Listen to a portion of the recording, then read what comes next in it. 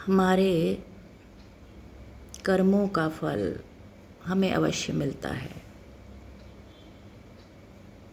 इसीलिए हमें सोच समझकर कोई भी कार्य करना चाहिए।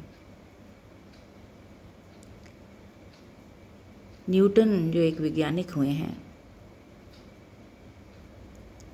उनका एक बहुत ही बहुमूल्य सिद्धांत जो उन्होंने बताया वो ये है कि every action has an equal and opposite reaction. और यही सिद्धांत जिंदगी में भी लागू होता है। मतलब प्रत्येक क्रिया की प्रतिक्रिया अनिवार्जित होती है।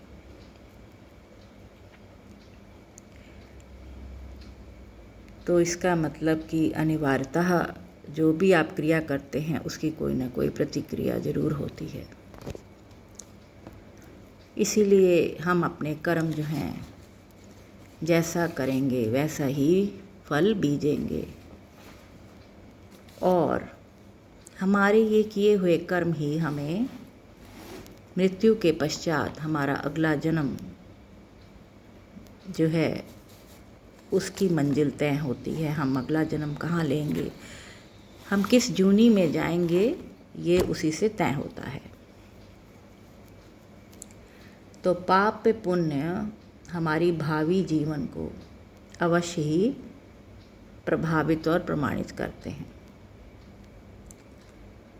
तो इतना ही नहीं, इन्हीं के अनुसार आगे का जीवन जो निर्माण हमने करना है अपने जीवन का, हमने किस जूनी में अपने कर्मों के अनुसार भविष्य में कौन सा जन्म प्राप्त करना है, वो भी कर्मों के आधार पर कई बार कर्मों का फल इसी जूनी में मिल जाता है, और कई बार हमें आगे की आने वाली मृत्यु के पश्चात जूनियों में भुगतना पड़ता है। एक बहुत ही प्रचलित कहानी महात्मा लोग सुनाया करते थे कि एक बहुत बड़े धनी व्यक्ति थे और उन्होंने एक महात्मा जी का संग किया। तो महात्मा जी के आश्रम में आना जाना था उनका, रोज़ उनके दर्शन करने जाते। अब कोई साधु हो, महात्मा हो, वो संसार से विरक्त होकर, संसार से अलग होकर, माया से अलग होकर, अगर सच्चा साधु है तो वो वैसे ही रहता है, अपना गुजर बसर जो उसे मिल जाता है, चाहे रूखी सूखी मिले, चाहे घी की चुपड़ी मिले, जैसे मिले वो उसी में भगवान का शुक्र करके, उसका शुक्रिया करके, संतुष्ट करके जीवन यापन करता है।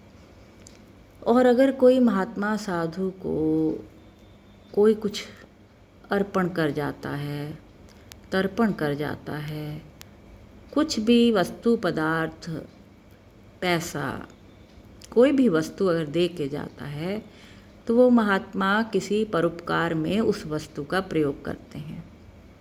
आपने देखा होगा, अगर आप महात्माओं के पास फल मिठाई लेके जाते हैं तो वो अपने अंदर छिपा के नहीं रखेंगे, वो वहीं पे जितनी साधु जन के पास जितने लोग उनके दर्शन के लिए आए होंगे वहीं पे बांट देंगे।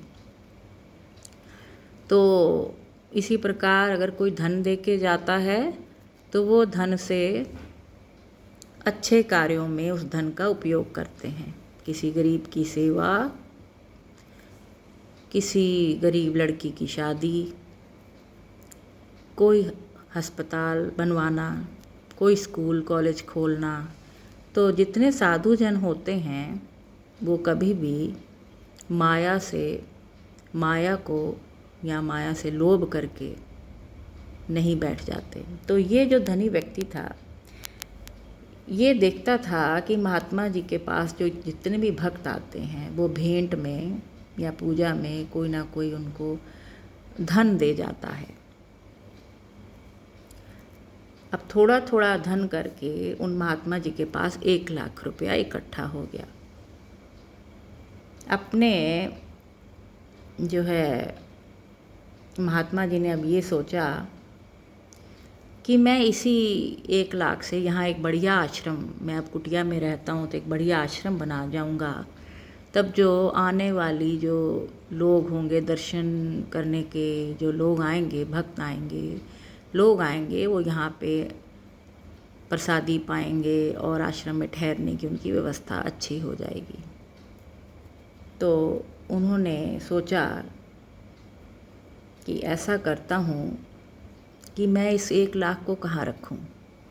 तो ये 1 लाख रुपया मैं इसी सेठ, जो धनी सेठ उनके दर्शन के लिए रोज़ आता था, उन्होंने सोचा इसी को दे देता हूँ, तब जब मैं समय आने पर इनसे ले लूँगा और आश्रम का निर्माण कर दूँगा। तो उन्होंने धनी व्यक्ति, धनी सेठ को बुलाकर कहा कि 1 लाख रुपया इकट्ठा हो गया है और ये मैं जो है आश्रम बनवाने के काम में लाऊंगा, तो ये जो मेरे पास जमा रुपया है इसको आप संभाल के रख लीजिए, मैं यहाँ आश्रम में कहाँ रखूँगा। तो उस सेठ ने वो रुपये ले लिए और कहा भाई ठीक है। कुछ समय के पश्चात अब महात्मा जी की इच्छा हुई कि अब मैं जाकर पैसे ले लूं और आश्रम का निर्माण शुरू करूं। तो सेठ जी से उन्होंने कहा कि मेरे पैसे जो हैं, आप जो 1 लाख मैंने जमा करवाया था आप हमें दे दीजिए, तब जो हम जो हैं ये कार्य आगे बढ़ाएं आश्रम बनवाने का। तो सेठ जी से जब रुपए मांगे तो उनकी, सेठ जी की नीयत बदल चुकी थी। तो उसने कहा कैसे रुपए, कब दिए थे? आप जैसे लंगोटी लगाने वालों साधुओं के पास 1 लाख रुपया, ये कैसे मैं मान लूँ कि आपके पास 1 लाख रुपया था, और आप तो खुद भिक्षा मांग के खाते हैं। तो अब ये बात महात्मा जी ने जब ये साधु जी से ये बात सुनी तो वो समझ गए कि इसकी नीयत में खोट है, लालच आ गया, जबकि वो इतना धनी था। पर ये अक्सर देखा गया है, जो जितना धनी होता है उतना वो कंजूस होता है, उतना ही वो पैसे का लालची होता है। वो आपको पानी का गिलास भी नहीं देगा, 1 टका, 1 पैसा, 1 रत्ती भी वो किसी परोपकार में पैसा नहीं लगाएगा। वो धन को संचय कर, जोड़ जोड़ कर रखता है। तो महात्मा जी अब ये बात समझ गए कि ये अब पैसे देने वाला नहीं, तो उन्होंने कहा चलो कोई बात नहीं। उधर ऐसा था कि सेठ जी के यहाँ संतान भी कोई नहीं थी। तो कुछ वर्ष बीतने के बाद महात्मा जी का स्वर्गवास हो गया और सेठ जी के घर उसी आने वाले साल में एक पुत्र ने जन्म लिया। अब ये जो कथा है, इससे हमें शिक्षा ये मिलती है कि हम कर्मों का फल कैसे भोगते हैं। हम कर्मों से ही, अपने किए हुए कर्मों से हम रिश्ते बनाते हैं। हम यहाँ लेने देने आए हैं, एक दूसरे का हिसाब चुकता करने आए हैं। कोई हमारे माता बनता है, कोई पिता, कोई भाई, कोई बंधु, कोई दोस्त, कोई सखा, कोई स्त्री, कोई पुरुष, कोई बच्चे संतान रूप में। कोई भी जीवात्मा जो आपको इस जीवन में आपके साथ जुड़ती है, समझ जाइए कि आपका कोई लेने देने का पिछला हिसाब चुकता करने के लिए वो रिश्ता बना है। कर्मों का फल है। हमने कुछ दिया होगा तो अब हम ले रहे हैं, हमने कुछ लेना है तो हम दे रहे हैं। तो इसी का ये हिसाब किताब चलता जा रहा है। इसीलिए जन्म मरण होता जा रहा है। हमारी आकांक्षाएं, हमारी डिज़ायर्स हमें बार बार गर्भ में, बार बार इन योनियों में भटक पाती है। तो अब जब इनके यहाँ, सेठ जी के यहाँ पुत्र हुआ तो सेठ जी बहुत खुश हुए और उन्होंने बहुत यज्ञ किया, बहुत पैसा लुटाया। पैदा होते ही इस खुशी में पैसा पानी की तरह बहाने लगे और लड़के के लालन पालन, देख रेख में, खिलौने आदि में भी बहुत से रुपए खर्च कर दिए। ऐसे लाड़ प्यार में पला लड़का भी बचपन से ही आवश्यकता से अधिक खर्चीला होता चला गया। जब आपने देखा होगा कई घरों में एक ही लड़का हो तो उसको इतना सर चढ़ा लेते हैं तो इसीलिए सेठ जी ने भी उसको काफ़ी बिगाड़ दिया पैसे दे दे के। तो युवा अवस्था में आते आते वो लड़का फजूल खर्ची का एक वो बन गया। जब देखो पैसा खर्चता, रात दिन यार दोस्तों में पड़ा रहता, खाना पीना मौज मस्ती करता और खूब पैसे उड़ाता। पहले पहले तो पिताजी सेठ जी जो थे वो देख के ये सब चुप हो गए कि अब बेटा है, जवान हो गया, इसको क्या बोलें। पर जैसे जैसे उसका संगत बिगड़ती गई और पैसा बहुत खर्चा करता रहा तो अब सेठ जी को चिंता होने लगी। फिर भी सेठ जी ने कभी ये हिसाब लगाकर नहीं देखा कि लड़का कितना खर्च कर चुका है और कितना कर रहा है। ऐसे कई वर्ष तक सिलसिला जारी रहा। एक दिन लड़के ने बहुत बड़ा भोज दिया, अपने सभी मित्रों को भोज में बुलाया और भोज में जहाँ तरह तरह के 56 भोग बने थे वहीं पान भी जो है पेश किया गया। सभी मित्र दोस्त अच्छा भोजन करके विदा हुए और जब वो लड़का सोने लगा तो उसे याद आया कि उसने अपने दोस्तों के साथ बहुत से अच्छे भोज खाए लेकिन पान खाना भूल गया। तत्काल नौकर से पान मंगवाया गया और लड़के ने पान खाया और पान खाकर सो गया। पान क्या खाया, लड़का सुबह उठा ही नहीं। लड़का मृत्यु को प्राप्त हो गया। जवान लड़का, उसकी मृत्यु हो गई। बहुत रोने पीटने के पश्चात सेठ जी जब शांत हुए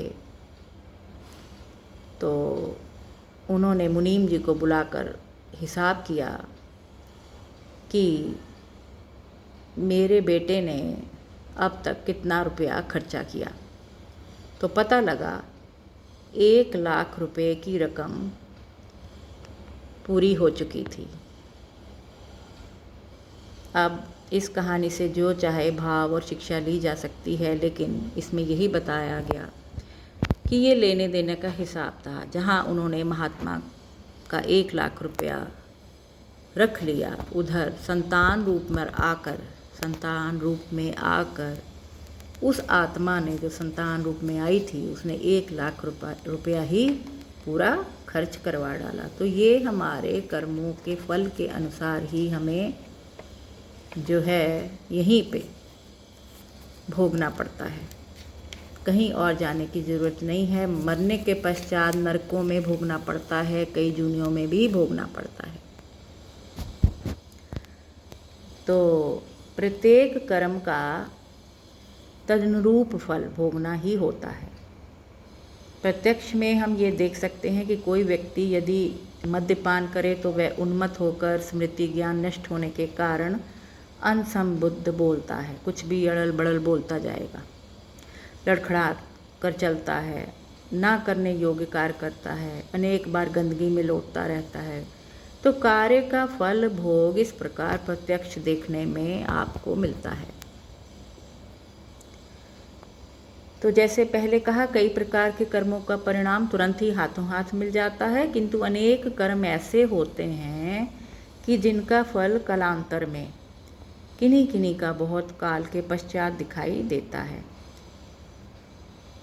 संचित कर्म, ये जो संचित कर्म हमारे सूक्ष्म शरीर के साथ जाते हैं, जब हम मृत्यु को प्राप्त होते हैं तो यही कर्म हमारे साथ आगे जाते हैं।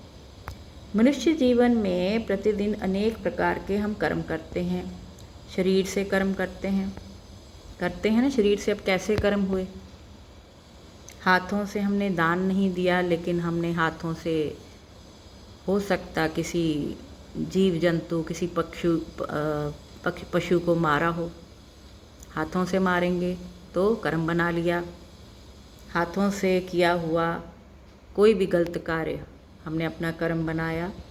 वाणी से किसी को बुरा भला बोल दिया, गाली दे दी, तो वचन के द्वारा भी हमने कर्म बनाया। मन से, मन में किसी के प्रति ईर्ष्या, घृणा, द्वेष रखने से भी कर्म बने।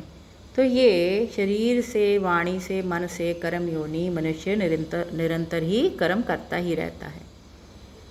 कर्म के बिना एक क्षण भी मनुष्य नहीं रह सकता। इसीलिए जो साधु होते हैं वो यही कहते हैं, मन को बांधो। अब मन को कैसे बांधें? मन को सत्संगत, जहाँ साधु जन की संगत है वहाँ जाइए, मन बंध जाएगा। हरि नाम सुमिरन से मन बंध जाता है। निरंतर जाप करने से, हरि का नाम सुमिरन करने से मन जो है वो शांत होकर मन बंध जाता है। तो मन को बांधो। जिस जो कर्म होता है उनका फल भोगने के लिए जो है कई लोक भी बने हैं, जहाँ मृत्यु लोक में हम पुनः विभिन्न योनियों में जन्म ग्रहण करके फल भोगते हैं। तो इसलिए मन को जो है बांधने से ही हमारे कर्म जो हैं वो रुक सकते हैं।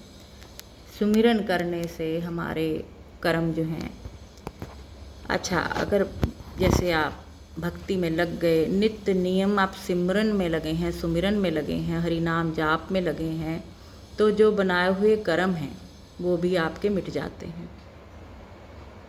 साधु, जो सच्चे साधु जन हैं, उनकी संगत करने से भी आप जो कर्म बन भी गए वो नष्ट हो जाते हैं।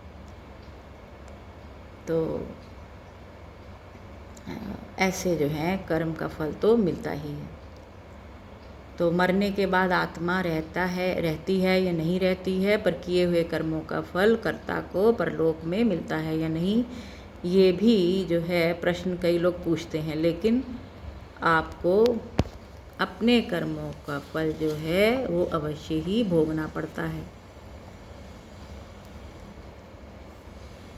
इसलिए इस जन्म में किए हुए शुभ कर्मों का फल अगले जन्म में अवश्य ही आपको प्राप्त होगा। अगर आपने अच्छे कर्म किए हैं तो आप किसी राजा के यहाँ जन्म ले लेंगे, अच्छे कर्म किए हैं तो आपको एक जो है उच्च पदवी भी, सिंहासन भी मिल सकता है। बुरे कर्म का बुरा फल होता है। तो इसीलिए दुखों से छुटकारा पाने के लिए एक ही उपाय है कि आप अपने पहले कर्मों पर नियंत्रण रखिए।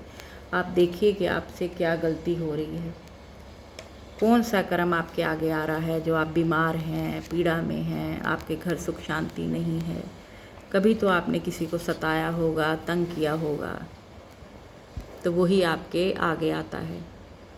जाने अनजाने में हमसे कई भूल हो जाती हैं, इसीलिए उस भूल से बचना चाहिए। हमेशा कोई भी कार्य करने से पहले 20 बार सोचिए कि इस कार्य का परिणाम हमें क्या होगा और हमें क्या फल इसका मिल सकता है।